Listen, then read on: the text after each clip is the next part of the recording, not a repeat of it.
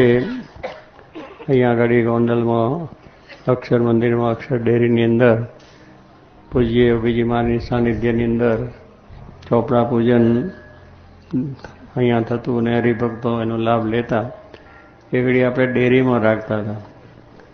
કારણ કે બહુ થોડા હતા એટલે પાડ્યું પછી તો પણ પછી ચોપડામાં માંડ્યા તો ડેરી આખી ભરાઈ જઈ ગઈ. ચારે બાજુ આમ ચોપડા, માણસોને બેસવામાં પણ થોડી સંકળાશ થઈ. એટલે એમ તો 2-3 વર્ષ ચલાવ્યું આંકડે મોકડે કરીને, પણ ગમે એમ કરીને, કારણ કે બધાને ડેરીનો લાભ મળે અને ચોપડા પૂજનનો પણ લાભ મળે. પણ આપણે તો ભગવાન સર્વત્ર છે એટલે અહીંયા પણ અક્ષર ડેરી છે એમ સમજવાનું. અરે મહારાજ બેઠા છે એટલે અહીંયા બેઠા બેઠા ડેરીનું સ્મરણ કરીએ કે ડેરીની સાનિધ્યમાં જ આપણું ચોપડા પૂજન થયું છે માનીને આપણે બધાએ આ ચોપડા પૂજન થયેલું છે. કારણ કે આટલા બધા તો ત્યાં હવે હમાય એવું પણ નથી, આપણે હમાય એવા નથી. એટલે બધું માનસીમાં પછી કેટલુંક આપણે લાભ થાય સન્નિધિમાં. એટલે જ કે સન્નિધિમાં થયું અને બેઠા બેઠા ધ્યાન કરીએ, ચોપડા પૂજન એ થાય તેની સાનિધ્યમાં, પૂજન એ ત્યાં થાય, જેને આશીર્વાદ એ પ્રમાણે ત્યાંથી જ મળે છે એમ સમજી લેવાનું. હા, એટલે બધું થાય છે. એટલે કહેવાનું છું કે આ સ્વામી જેમ વિવેક સાહેબ સ્વામી કહ્યું એમ સત્સંગ વધ્યો, હરિભક્તોનો સમૂહ વધ્યો, વેપારીઓ પણ વધ્યા. ભગવાનની દયા થઈ ને એટલે વેપારીઓને પછી બધા ચોપડા પૂજન કરવા આવે એટલે ચોપડા પણ વધ્યા. શ્રીજી મહારાજ વનમાં નીકળ્યા ફરવા માટે ત્યારે રિદ્ધિ સિદ્ધિ બધી આવીને ઊભી રહી. શ્રીજી મહારાજ તો કોપિનવેર હતા, મરક ચર્મ હતું, માથે જટા હતી, ગોટકો બાંધેલો હતો, કમંડલું તો બીજું કંઈ હતું ને, માળા હતી. એમની પાસે કોઈ બીજો પદાર્થ, કોઈ વસ્તુ, બિસ્તરા ને પેલી ટ્રકો, આપણે શું કહે બેગ બધી એવી કંઈ તૈયારી કરી નીકળ્યા નતા. આપણે તો નીકળીએ તો કેટલી જાતની બેગ ને કેટલા કપડા ને કેટલા જોડા ને કેટલા માથું બધું ભેગરી દઈએ, ચોપલા શું કોચકાન બોલા પાવડર બધું.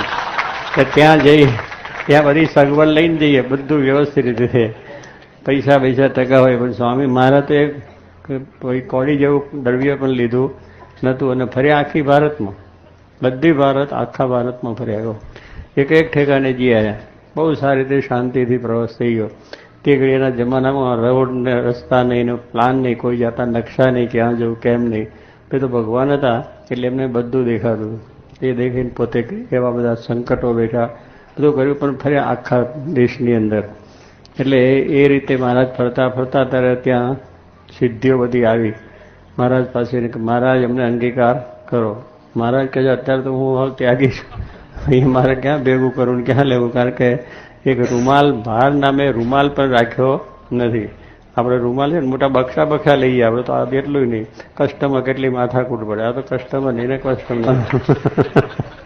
એટલે ક્યાં રૂમાલ નામે ભાર પણ રાખતા નથી એમ મહારાજ આ વિચરણ કર્યું. પણ એ સિદ્ધિઓને મહારાજે કહ્યું કે અત્યારે તો હું આ રીતે છું, પણ જ્યારે હું આજ્ઞા કરું ત્યારે અમારા હરિભક્તોને ત્યાં રિદ્ધિ સિદ્ધિ જજો. કે મહારાજે પોતે તે વખત સંકલ્પ કરેલો કે અમારા હરિભક્તોને ત્યાં રિદ્ધિ સિદ્ધિ બધી જશો એટલે બધા સેવાઓ કરશે, મંદિર થશે, સત્સંગ વધશે. તો એ મહારાજના આશીર્વાદથી, મહારાજના સંકલ્પથી અને જોગી મહારાજ અહીંયા ડેરીમાં પ્રાર્થના કાયમ કરે, મા પૂજા કરતા નામ થાય, ધૂન કરાવે તો સત્સંગ વધો એટલે એ વાતો કર્યા જ કરે. અને સાધુ વધો બે વાત કરતા હતા. તે ઘડી એમ લાગે કે આ ક્યાં સત્સંગ વધવાની વાત. પણ લંડન ને અમેરિકા ને બધે ક્યાં ઓસ્ટ્રેલિયા ને બધે વાત ચાલી કે જાપાન ને બધા રશિયા ને એ બધી વાતો કરે કે આ બધે સત્સંગ કરવો છે. એ ઘડી લાગે કંઈ નથી થતું, પણ અત્યારે આપણે એમનો સંકલ્પ મુજબ બધા 5 ખંડોમાં, કાલે આપણે સંવાદ જોયો ને બધો, 5 ખંડોમાં થઈ ગયા. અમેરિકામાં કેશી પટેલ બેઠા છે, એમને આશીર્વાદ મળ્યો. એમની મારા સ્વામીની દયાથી અને એમની મહેનતથી આજે આખા આફ્રિકાનો જે કેનેડા એ બધો સત્સંગ થયો એમને એને થયા. અને બધું પછી તો આ સંતો જતા ત્યાં, હરિભક્તો પાછા ત્યાં તો હરિભક્તો બધા પ્રવાસમાં જતા અને કથા વાર્તા કરતા, એટલે મંદિરો કેટલા થઈ ગયા. એટલે સ્વામીના સંકલ્પે આજે બધે યુરોપમાં થઈ ગયા અને ઓસ્ટ્રેલિયામાં પણ જાગ્યું. અને ઓસ્ટ્રેલિયાએ કેસી 2-4 વખત અમારી પહેલાં અમારી જોડે 2-3 વખત ગયા પ્રવાસમાં, બધે સત્સંગ કરાવો, ત્યાં આગળ બધું માર્ગદર્શન આપો.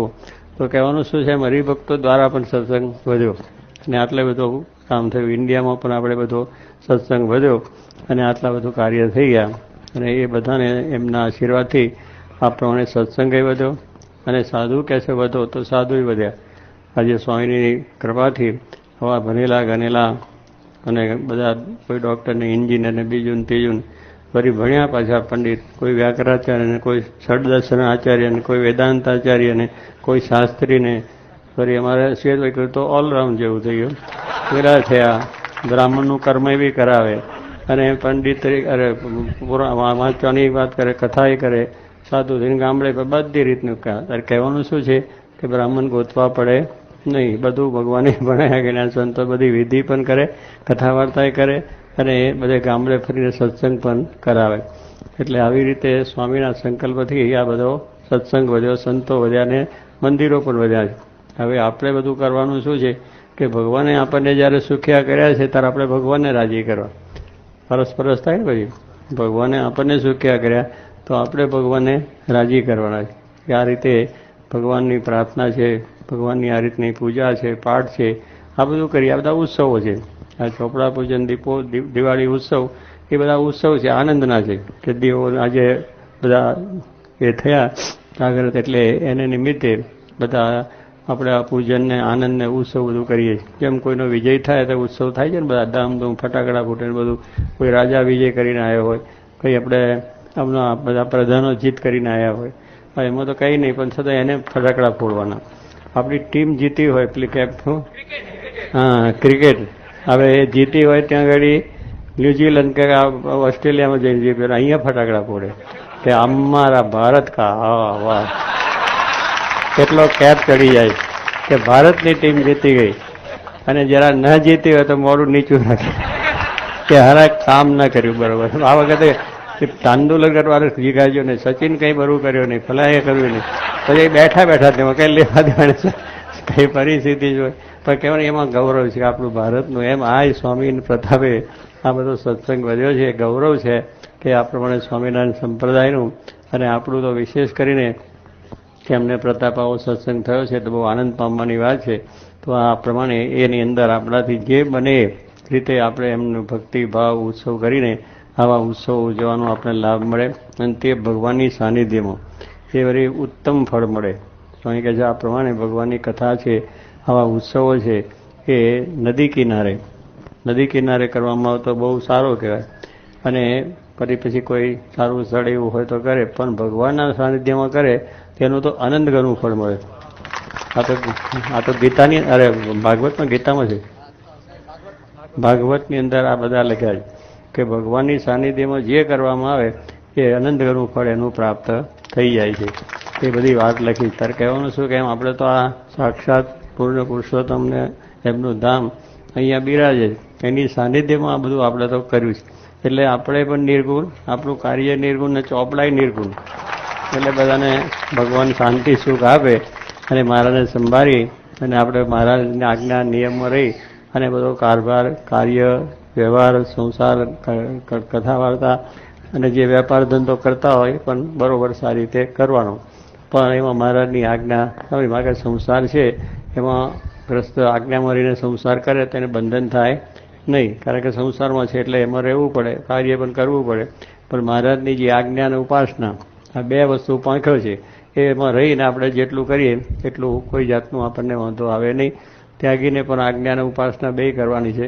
ભગવાનના આપેલા નિયમોમાં રહી અને ભગવાન શ્રીજીમાંની ઉપાસના દર કરે તો એમને કોઈ બંધન ના થાય, એને મહારાજનો રાજીપો મળી જાય છે. તો આપણો આ સિદ્ધાંત છે એ સર્વના જીવનમાં દ્રઢ થાય. અને આજે ચોપડા પૂજન જે બહુ સરસ રીતે વિધિપૂર્વક અને બહુ સારી રીતનું આપણે પૂજન કરવામાં આવ્યું છે, બધા એને સંભળાય એવી રીતે, બધાના દર્શન થાય એવી રીતે આ પૂજન આપણે થયું. તો આ બધા જેના ચોપડા આવ્યા છે અને જે નથી આવ્યા અને દેશ પરદેશની અંદર બધે જ્યાં જ્યાં પોતે વેપારીઓ આપણા બધા ભાઈઓ છે અને જેનો વેપાર છે બધાને લાભ થાય. કારણ કે આપણે અહીંયાથી સંકલ્પ કરીએ એટલે શું કે બધે પહોંચી જાય. તો આપણે પેલું હોય છે ને બોલે હે પાવર હાઉસ જે કહો પણ એ બધું છે ચાલે છે અત્યારે તો રેડિયો નથી બધું ટીવી ને રેડિયા ને બધાથી બધે દેશમાં પહોંચી જાય. હા હા બેઠા છે ઇન્ટરવાળા, કાલે પહોંચી જવાનું બધું. હા કે ઇન્ટર લે છે એટલે બધે પહોંચી જાય. અમેરિકા ને લંડન ને બીજું ને ત્રીજું બેસતા દાડે બધાને દર્શન થશે. કેટલું બધું સગવડ કરી દીધી ભગવાને. ઘરે બેઠા ગંગા આપણે કહેતા હતા, વાત કરતા, પણ ઘરે બેઠા ભગવાનના દર્શન થઈ જાય, ડેરીના થઈ જાય. કાંઈ અત્યારે તો કહેવાનું શું છે, આવું સગવડ છે તો ભગવાનની એવી કૃપા થઈ છે આપણને. તો મહારાજ સર્વને તને મને ધને સુખ્યા કરે, સત્સંગની દ્રઢતા વિશેષ થાય. જોગી મહારાજનું સૂત્ર પણ આપણે યાદ કરીએ કે અસમ સુરત ભાવની એકતા એ બહુ અગત્યની વસ્તુ છે. તો બધા સત્સંગીઓમાં સમ સુરત ભાવ રહે, સંતોમાં પણ રહે અને એકબીજાનો મહિમા સમજી અને આપણે જે કંઈ આ કાર્ય મહારાજનું કરવાનું છે એ સારી રીતે કરી શકીએ એવું બળ મહારાજ સર્વને આપે એ જ પ્રાર્થના.